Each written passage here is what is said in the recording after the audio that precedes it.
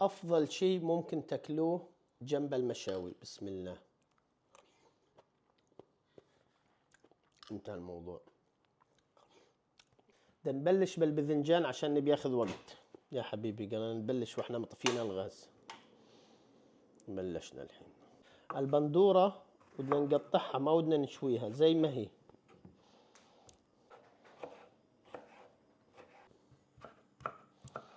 طبعا البندورة قطعناها ناعم، حبتين بندورة مقطعات ناعم، ولا أسهل من كذي. ما شويناهن. ودنا قرنين فلفل مشرشرات، أحمى قرنين فدار حطوهن لي على الشواية.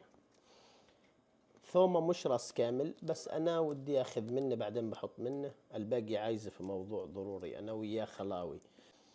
ودنا نقلبهن يا أبوي عليهن. سوينا الدار مشاوي.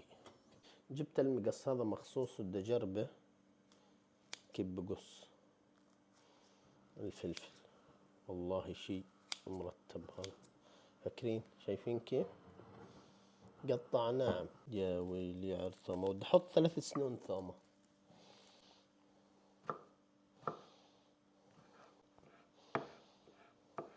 الحين إذا بدنا نقشرهن بسهولة بس مية باردة وتك تك تك تك تك تك تك تك تك تك تك ولا أسهل.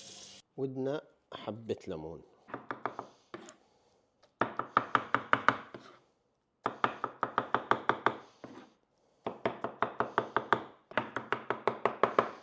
جاهزين.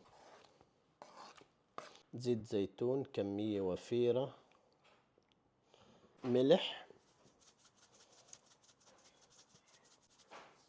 بدي أضيف لها بس كمون، ما بدي أضيف شيء ثاني غير الكمون. كمية تقريبا معلقة صغيرة.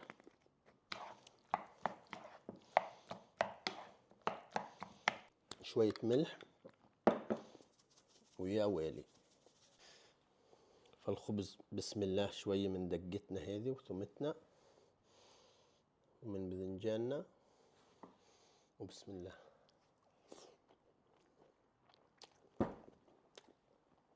والله بدون مبالغة بدون مبالغة يؤكل. اشي يؤكل مش جنب المشاوي. والله باكل لحالي كذي زي كذي، مستعد اكل وخلص اكل. كلها نعمة الله يديمها علينا.